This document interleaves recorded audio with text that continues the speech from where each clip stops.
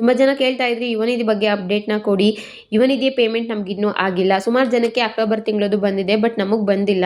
ಇನ್ನು ಕೆಲವರು ನಮಗೆ ನವೆಂಬರ್ ತಿಂಗಳು ಪೇಮೆಂಟ್ ಯಾವಾಗ ಬರುತ್ತೆ ಅಂತ ಕೇಳ್ತಿದ್ರಿ. ಇದ್ರ ಜೊತೆಗೆ ತುಂಬ ಚರ್ಚೆ ಆಗ್ತಿರೋ ವಿಚಾರ ಬಂದು ಯುವನಿಧಿ ಕೌಶಲ್ಯ ಕಾರ್ ತರಬೇತಿಗೆ ಯುವನಿಧಿ ಪ್ಲಸ್ ಯೋಜನೆ ಅಡಿಯಲ್ಲಿ ರಿಜಿಸ್ಟರ್ ಆಗೋದ್ರ ಬಗ್ಗೆ ಕೆಲವು ಗ್ರೂಪ್ಗಳಲ್ಲಿ ಅಥವಾ ಕೆಲವು ಯೂಟ್ಯೂಬ್ ಚಾನಲ್ಗಳಲ್ಲಿ ಕೂಡ ಇದ್ರ ಬಗ್ಗೆ ಹೇಳ್ತಾ ಇದ್ದಾರೆ. ಒಂದು ಗೂಗಲ್ ಫಾರ್ಮ್ ಬಂದಿದೆ, ಅದರಲ್ಲಿ ಫಿಲ್ ಮಾಡೋಕ್ಕೆ ಎಲ್ರಿಗೂ ಕೂಡ ಫಿಲ್ ಮಾಡಬೇಕು, ಇದು ಕಂಪಲ್ಸರಿ ಅಂತ ಕೂಡ ಹೇಳ್ತಾ ಇದ್ದಾರೆ. ಆ ಗೂಗಲ್ ಫಾರ್ಮ್ನ ಕೂಡ ನಾನು ವಿಡಿಯೋದಲ್ಲಿ ನಿಮಗೆ ತೋರಿಸ್ತೀನಿ. ಅದರಲ್ಲಿ ಏನೇನಿರುತ್ತೆ ಅಂದರೆ ನೀವು ಯುವನಿಧಿ ಅಪ್ಲಿಕೇಶನ್ ಹಾಕಿರೋ reference number, Aadhaar card number, email I D ಆಗಿರಬಹುದು, ನಿಮ್ಮ ಅಡ್ರೆಸ್ ಕಂಪ್ಲೀಟ್ ಅಡ್ರೆಸ್ನೆಲ್ಲ ಹಾಕಬೇಕು. ಇದು ರಿಯಲ್ ಅಥವಾ ಫೇಕಾ, ಇದು ನಾವು ಮ್ಯಾಂಡೇಟರಿಯಾಗಿ ಫಿಲ್ ಮಾಡಬೇಕಂತ ಸುಮಾರು ಜನ ಡೌಟ್ ಇತ್ತು.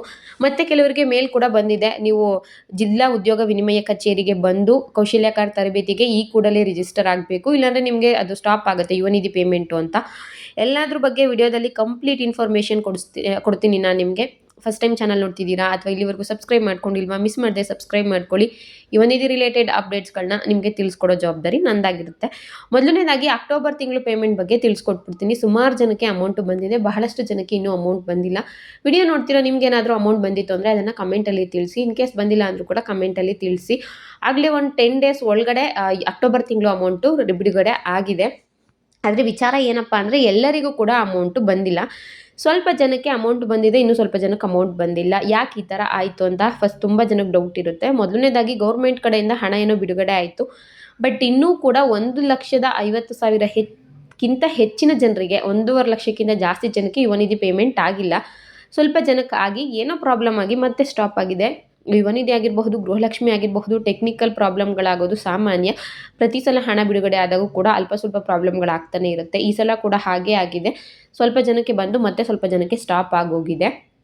ಈ ಪೇಮೆಂಟ್ ಯಾವಾಗ ಬರುತ್ತೆ, ಈಗ ಏನೋ ಪ್ರಾಬ್ಲಮ್ ಆಗಿದೆ ಅಂತ ಹೇಳಿದ್ರಲ್ಲ, ಇದೆಲ್ಲ ಯಾವಾಗ ಕ್ಲಿಯರ್ ಆಗುತ್ತೆ, ನಮ್ಗೆ ಯಾವಾಗ ಅಮೌಂಟ್ ಬರುತ್ತೆ ಅನ್ನೋ ಡೌಟ್ ಕೂಡ ನಿಮಗಿರುತ್ತೆ. ಇದ್ರ ಬಗ್ಗೆ ಕೂಡ ನಾನು ನಿಮಗೆ ಕೇಳಿದೆ. ಆಲ್ರೆಡಿ ನಾನು ಲಾಸ್ಟ್ ವೀಕ್ ಇದ್ರ ಬಗ್ಗೆ ಇನ್ಫಾರ್ಮೇಷನ್ ಕೇಳಿರೋದು. ಆವಾಗಲೇ ಅವ್ರು ಹೇಳಿದರು ಇನ್ನೂ 15 ಡೇಸ್ ಆಗುತ್ತೆ ಅಮೌಂಟ್ ಬರೋದಕ್ಕೆ ಅಂತ. ನನಗೆ ಯಾರು ಇನ್ಫಾರ್ಮೇಷನ್ ಕೊಟ್ಟಿದ್ದಾರೋ ಅದನ್ನು ನಾನು ನಿಮ್ಗೆ ಹೇಳ್ತಾ ಇದ್ದೀನಿ. ಇನ್ನು 15 ಡೇಸ್ ಆಗುತ್ತೆ. ಮತ್ತು ನವೆಂಬರ್ ಪೇಮೆಂಟ್ ಯಾವಾಗ ಬರುತ್ತೆ, ಈಗ ಅಕ್ಟೋಬರ್ದೇನೋ 15 ದಿನ ಆಗುತ್ತೆ. ನವೆಂಬರ್ದು ಯಾವಾಗ ಬರುತ್ತೆ ಅಂದರೆ ಈಗ ತಿಳಿಸಿರೋ ಮಟ್ಟಿಗೆ 2 ತಿಂಗಳು ಅಮೌಂಟು ನಿಮಗೆ ಒಟ್ಟಿಗೆ ಬರುತ್ತೆ ಅಂತ ಹೇಳಿದ್ದಾರೆ. ಅಕ್ಟೋಬರ್ದು ಯಾರ್ಯಾರ್ದಕ್ಕೆ ಬಂದಿಲ್ವೋ ಅಂಥವ್ರಿಗೆ ನವೆಂಬರು ಕೂಡ ಸೇರಿಸಿ ಒಟ್ಟಿಗೆ 6,000 ರೂಪಾಯಿ ಡಿಸೆಂಬರ್ 15 ನಂತರ ಖಂಡಿತವಾಗ್ಲೂ ನಿಮಗೆ ಖಾತೆಗೆ ಬರುತ್ತೆ. ಅದಕ್ಕಿಂತ ಮುಂಚೆ ಬೇಕಿದ್ರೂ ಬರಬಹುದು, ಹೇಳೋಕ್ಕಾಗಲ್ಲ. ಕೆಲವು ಸಲ ಬೇಗ ಕೂಡ ಅದು ಪ್ರಾಬ್ಲಮ್ಗಳೆಲ್ಲ ಕ್ಲಿಯರ್ ಆಗ್ಬೋದು. ಸದ್ಯಕ್ಕೆ ಅಕ್ಟೋಬರ್ ತಿಂಗಳು ಅಮೌಂಟು ಸ್ವಲ್ಪ ಜನಕ್ಕೆ ಬಂದಿದೆ, ಇನ್ನು ಸ್ವಲ್ಪ ಜನಕ್ಕೆ ಬಂದಿಲ್ಲ. 1.5 ಲಕ್ಷಕ್ಕಿಂತ ಹೆಚ್ಚಿನ ಜನರಿಗೆ ಪೇಮೆಂಟ್ ಆಗಿಲ್ಲ. ಬಹಳ ಕಡಿಮೆ ಜನಕ್ಕೆ ಅಕ್ಟೋಬರ್ ತಿಂಗಳ ಹಣ ಬಂದಿದೆ. ದಯವಿಟ್ಟು ಅದನ್ನು ನಿಮಗೆ ಬಂದಿತ್ತು ಅಥವಾ ಬಂದಿಲ್ಲ ಅಂದರೆ ಕಮೆಂಟಲ್ಲಿ ತಿಳಿಸಿ. ಇದು ನನ್ನ ಯುವನಿಧಿ ರಿಲೇಟೆಡ್ ಅಕ್ಟೋಬರ್ ಅಮೌಂಟ್ ಬಂದಿಲ್ವಲ್ಲ ಅದ್ರ ಬಗ್ಗೆ ಸಿಕ್ಕಿರುವಂತಹ ಮಾಹಿತಿ ಆಗಿತ್ತು.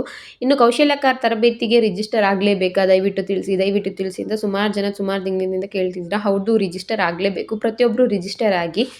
ರಿಜಿಸ್ಟರ್ ಆದರೆ ನಿಮಗೆ ಹಣ ಸ್ಟಾಪ್ ಆಗುತ್ತೆ ಅಂತ ಯಾರಾದರೂ ಹೇಳ್ತಿದ್ರೆ ಖಂಡಿತವಾಗ್ಲೂ ಸುಳ್ಳು. ರಿಜಿಸ್ಟರ್ ಆದರೆ ಅಮೌಂಟ್ ನಿಮಗೇನು ಕ್ಯಾನ್ಸಲ್ ಆಗೋದಿಲ್ಲ. ಬಟ್ ಎಷ್ಟು ಜನ ರಿಜಿಸ್ಟರ್ ಆಗಿದ್ದಾರೆ, ಗೌರ್ಮೆಂಟ್ ಒಂದಕ್ಕೆ ಇನ್ಫಾರ್ಮೇಷನ್ ಬೇಕಾಗುತ್ತಲ್ವ, ಸೊ ಅದಕ್ಕೋಸ್ಕರ ಅವರು ನಿಮಗೆ ರಿಜಿಸ್ಟರ್ ಆಗೋದಕ್ಕೆ ಹೇಳ್ತಾ ಇದ್ದಾರೆ. ಪ್ರತಿಯೊಬ್ಬರು ಕೂಡ ರಿಜಿಸ್ಟರ್ ಆಗಿ. ಆಮೇಲೆ ನನಗೊಬ್ಬರು ಮೆಸೇಜ್ ಮಾಡಿದರು, ಮೇಡಮ್ ನಮಗೆ ಈ ರೀತಿ ಮೇಲ್ ಬಂದಿದೆ, ಏನು ಮಾಡಬೇಕು ಹೇಳಿ ಅಂತ. ಹಾಗೆ ನಿಮ್ಗೆ ಯಾರಿಗಾದರೂ ಈ ರೀತಿ ಮೆಸೇಜ್ ಬಂದಿದೆಯಾ ಒಂದ್ಸಲ ಹೇಳಿ. ಇದರಲ್ಲಿ ಏನಿದೆ ಅಂತ ಹೇಳಿದರೆ, ಯುವನಿಧಿ ಫಲಾನುಭವಿಗಳಿಗೆ ತಿಳಿಸುವುದೇನೆಂದರೆ, ತಾವುಗಳು ದಿನಾಂಕ 3/12/2025 ಅಥವಾ 4/12/2025 ಬುಧವಾರ ಅಥವಾ ಗುರುವಾರ ಜಿಲ್ಲಾ ಉದ್ಯೋಗ ವಿನಿಮಯ ಕಚೇರಿ ಚಾಮರಾಜನಗರ DC ಕಚೇರಿ ನಂಬರ್ 210ಕ್ಕೆ ಭೇಟಿ ನೀಡಿ ಕೌಶಲ್ಯಕಾರ ತರಬೇತಿಗಾಗಿ ಸರ್ಕಾರದ ಆದೇಶದಂತೆ ಕಡ್ಡಾಯವಾಗಿ ನೋಂದಣಿ ಮಾಡಿಕೊಳ್ಳಬೇಕಾಗಿ ತಿಳಿಸುತ್ತಾ, ತಪ್ಪಿದಲ್ಲಿ ನಿಮ್ಮ ಯುವನಿಧಿ ನೇರ ನಿಗದು ಹಣ ಸ್ಥಗಿತಗೊಳ್ಳುತ್ತದೆ ಎಂದು ಈ ಮೂಲಕ ತಿಳಿಯಪಡಿಸುತ್ತಿದ್ದೇವೆ. ಇದಕ್ಕೆ ಬೇಕಾಗಿರೋ ದಾಖಲೆಗಳು: ನಿಮ್ಮ ಎಲ್ಲ ಶೈಕ್ಷಣಿಕ ಮೂಲ, ಅಂಕಪಟ್ಟಿ, 2 passport size photo, Aadhaar card, ಸ್ವವಿವರ ಅಂದರೆ ರೆಸ್ಯೂಮ್ ಬೇಕಾಗುತ್ತೆ, ನಿಮ್ಮ ಕ್ಯಾಸ್ಟ್ ಸರ್ಟಿಫಿಕೇಟು, SLC ಪದವಿ ಅಂದರೆ ಡಿಗ್ರಿ, ಮತ್ತು ಒಂದು ನಿಮ್ಮ ಭಾವಚಿತ್ರವನ್ನು PDF ಮಾಡಿಕೊಂಡು ಬರಬೇಕು ಅಂತ ಹೇಳಿದ್ದಾರೆ. ಇದು ಏನಕ್ಕಪ್ಪ ಅಂದರೆ, ನೀವು ಇನ್ನೂ ಕೌಶಲ್ಯ ತರಬೇತಿಗೆ ರಿಜಿಸ್ಟರ್ ಆಗಿಲ್ಲ ಅಂದರೆ ಅವರೇ ಅಲ್ಲಿ ಪ್ರೆಸೆಂಟ್ ನಿಮಗೆ ಕರೆಸಿ ಅಲ್ಲೇ ರಿಜಿಸ್ಟರ್ ಮಾಡಬಹುದು ಅನಿಸುತ್ತೆ. ಅದಕ್ಕೋಸ್ಕರ ಈ ರೀತಿ ಮೇಲ್ ಬಂದಿದೆ. ನಿಮ್ಗೆ ಯಾರಿಗಾದರೂ ಮೇಲ್ ಬಂದಿದ್ದರೆ ಕಮೆಂಟಲ್ಲಿ ಹೇಳಿ.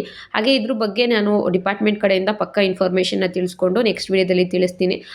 ನಿಮಗೆ ಮೇಲ್ ಬಂದಿದ್ದರೆ ತಿಳಿಸಿ, ಅಥವಾ ನೀವು ಹೋಗಿ ಇದೇನಾದರೂ ಅಟೆಂಡ್ ಮಾಡಿದರೆ ಅಲ್ಲಿ ನಿಮ್ಗೆ ಏನಂತ ಹೇಳಿದ್ರು ಅದನ್ನು ಕಮೆಂಟಲ್ಲಿ ತಿಳಿಸಿ. ಹಾಗೆ ಇನ್ನೊಂದು ಗೂಗಲ್ ಫಾರ್ಮ್ ಬಂದಿದೆ, ಅದ್ರ ಬಗ್ಗೆ ಕೂಡ ತಿಳಿಸ್ತೀನಿ ನಿಮಗೆ.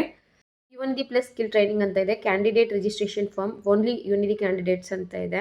ಅದಾದಮೇಲೆ ನಿಮಗೆ ಯುವನಿಧಿ ಅಪ್ಲಿಕೇಶನ್ ರೆಫರೆನ್ಸ್ ನಂಬರ್ ಕೇಳುತ್ತೆ, ಆಧಾರ್ ನಂಬರ್ ಕೇಳುತ್ತೆ, ನಿಮ್ಮದು candidate name as per SLC marks card ಯಾವ ರೀತಿ ಇರುತ್ತೋ ಅದೇ ರೀತಿ ನಿಮ್ಮದು ಜೆಂಡರ್ ಕೇಳುತ್ತೆ, ಡಿಸ್ಟಿಕ್ಕು ಪರ್ಟಿಕ್ಯುಲರ್ ಇದು ಹಾವೇರಿ ಡಿಸ್ಟಿಕ್ ಅವ್ರು ಮಾತ್ರ ಎಂಟ್ರಿ ಮಾಡಬೇಕು ಅಂತ ಇದೆ, ಬೇರೆ ಡಿಸ್ಟಿಕ್ ಆಪ್ಷನ್ ಇಲ್ಲ. ಆಮೇಲೆ ನಿಮ್ಮ ತಾಲೂಕು ಯಾವುದು ಕೇಳುತ್ತೆ, ಅಡ್ರೆಸ್ಸು, ಡೇಟ್ ಆಫ್ ಬರ್ತು, ನಿಮ್ಮ ಕ್ಯಾಟಗರಿ ಯಾವ್ದು ಬರುತ್ತೆ, ನೀವೇನಾದರೂ ಸ್ಪೆಷಲಿ ಏಬಲ್ಡ್ ಪರ್ಸನ್ ಅಂತ ಕೇಳುತ್ತೆ, mobile number, email ID, qualification, ಆಮೇಲೆ ನಿಮ್ಗೆ ಯಾವ ರೀತಿ ಜಾಬ್ ರೋಲ್ ಬೇಕು ಅನ್ನೋದನ್ನ ಕೇಳುತ್ತೆ.